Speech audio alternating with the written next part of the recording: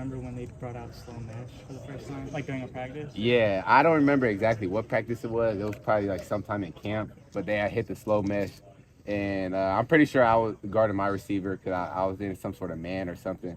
But I was like, man, that was like a long mesh, and so it got me a little bit. But it's definitely tough for the defense, and as far as the slow mesh, because man, he can walk all the way down to the line of scrimmage and then pull it. So you really got to be locked in on your keys. When it comes to defense, you guys are already very good. No one's denying that. But when it comes to those final details, taking it from 90 to 95%, 95 to 100, maybe getting a turnover, what does it take to take that just like the very final step to be from Yeah. great to excellent? I think it takes mental focus on every play, and it sounds a lot easier than it is, but you can come out one play and not look at the yard line, not knowing the down the distance, and boom, they can hit you with an easy, quick play. So I think it just takes mental focus. You got to be locked in on every play, ready to go. What does it do for your confidence? Because they went after you multiple times, like one-on-one situations, Yeah. and didn't hit them. Like, what does that do?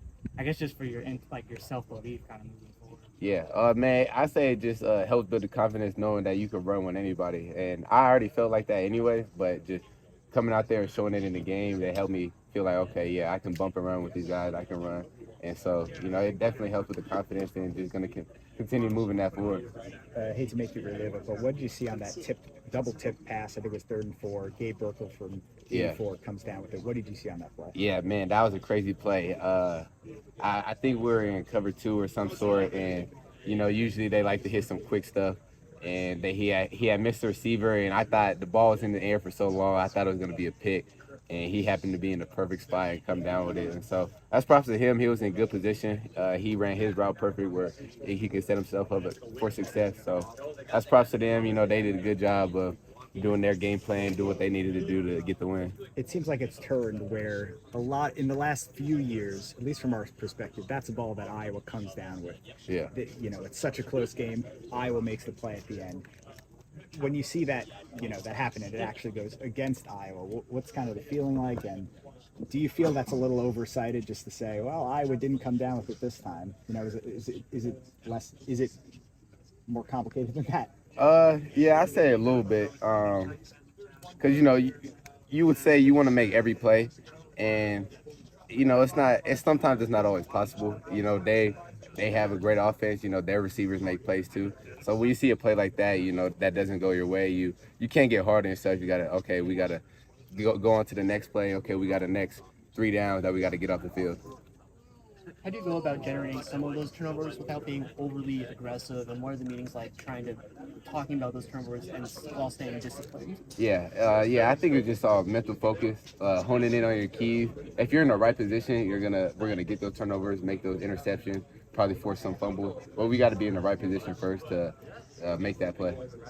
Kirk doesn't really talk about milestones a whole bunch, but you guys have an opportunity to be on the field when he becomes the all-time winningest head coach in the Big Ten. What would that mean for you to be a part of that team? Yeah, that would mean a lot. KF has been coaching for so long, and I feel grateful for the opportunity that I could be part of the team, that he gets to break the record. And, I'm grateful for KF. He says a lot of great words, helps me, helps the whole team, and keeps us motivated, keeps us focused. And so he doesn't really talk about that a lot because he doesn't want any distraction.